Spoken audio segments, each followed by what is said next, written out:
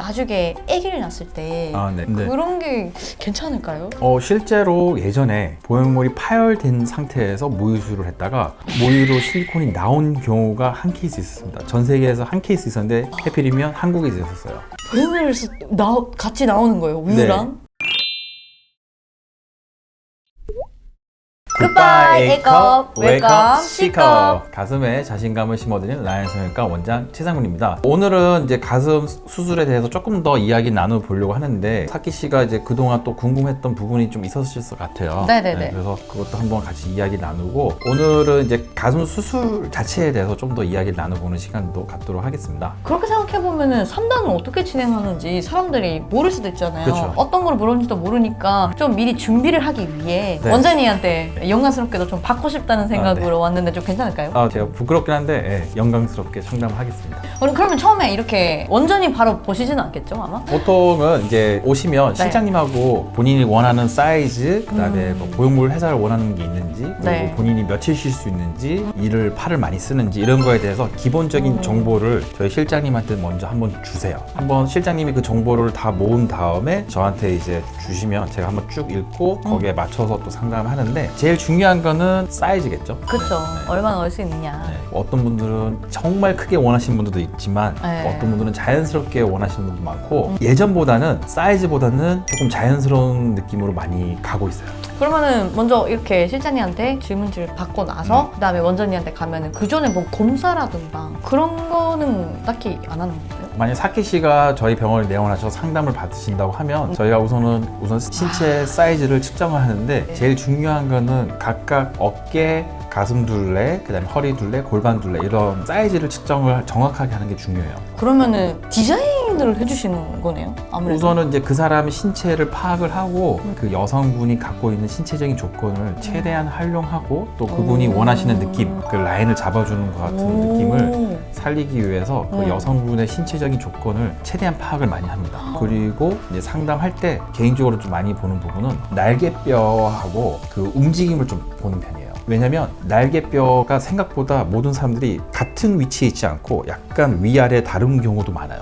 그런 경우에는 같은 회사 보형물을 사용한다 하더라도 한쪽은 뻥긋한 거, 한쪽은 납작한 걸 쓰는 경우도 있어요. 그러면은 상담하러 오면은 가장 많이 좀 고점되는 게 부작용 같은 게 네. 어떤 게 있을지는 무조건 들여봐야 네, 되지 그쵸. 않을까라는 네. 생각이 드는데 혹시 어떤 부작용이 좀 있을까요? 보형물 같은 경우는 우리 체내에 있었던 물질이 아니라 외부에서 들어오는 이제 외부 물질이기 때문에 우리 몸에서 거부 반응이라든지 조직 반응이 좀 강하게 나오는 경우가 있을 수가 있어요. 그래서 가장 대표적인 부작용은 구형구축이라는 겁니다. 구형구축은 이제 쉽게 말씀드리자면 보형물이 몸에 들어갔는데 우리 몸에서 이거를 너무 큰 이물질로 생각하는 거예요. 계속 몸에서는 얘를 뭔가 막아내려고 합니다.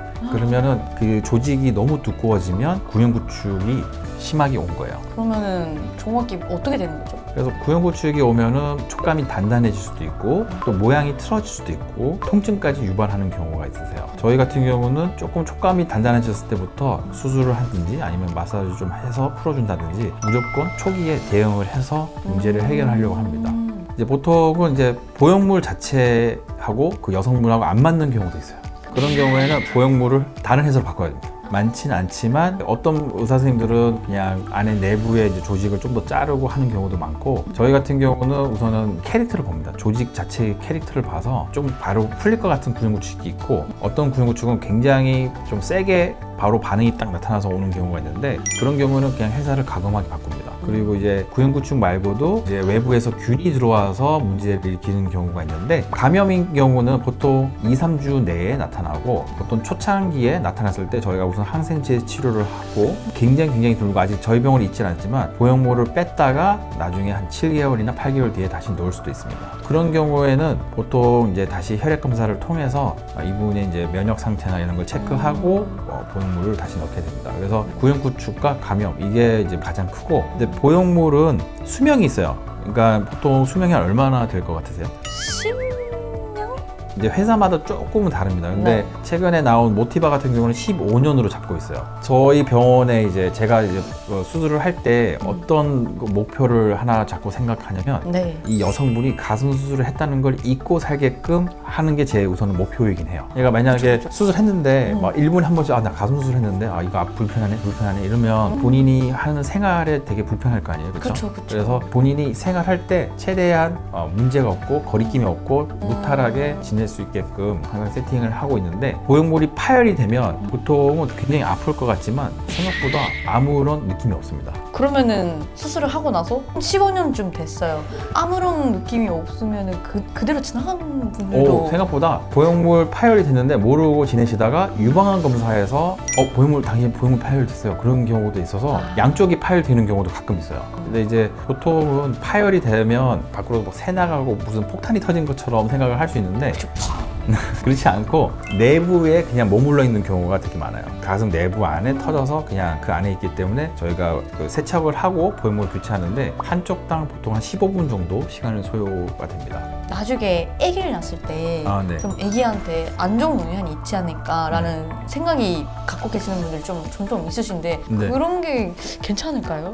실제로 예전에 보형물이 파열된 상태에서 모유수술을 했다가 모유로 실리콘이 나온 경우가 한 케이스 있었습니다. 전 세계에서 한 케이스 있었는데 하필이면 한국에 있었어요.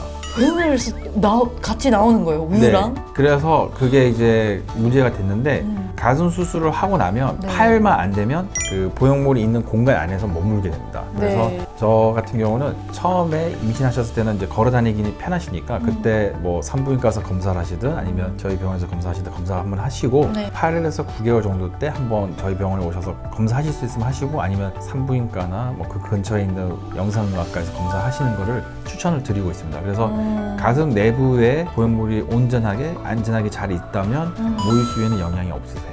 사키 씨 오늘 그래도 가슴 수술에 대한 위험성도 한번 이야기를 나누는데 좀 어떠셨어요? 이렇게 얘기를 해보니까 좀 어떤 점이 좋은 점도 있고 어떤 점이 조금 거점 될 부분도 있지만은 이거는 이렇게 하면은 경과를 잘 지킬 수 있다 라는 것까지 제가 오늘 들어가지고 요즘은 가슴 수술은 이렇게나 안전하게 진행되는구나 라는 걸 느낄 수 있어서 너무 좋았습니다. 사키 씨뿐만 아니라 많은 여성분들이 영상을 보시고 가슴 수술을 망설이고 있으시다면 가까운 성형외과 선생님과 함께 상의하시고 아름답고 건강한 가슴을 만드시길 바라겠습니다. 지금까지 내용이 좋았다면 구독, 좋아요 부탁드릴게요. 다음에 또 봐요. 바이바이. 바이바이.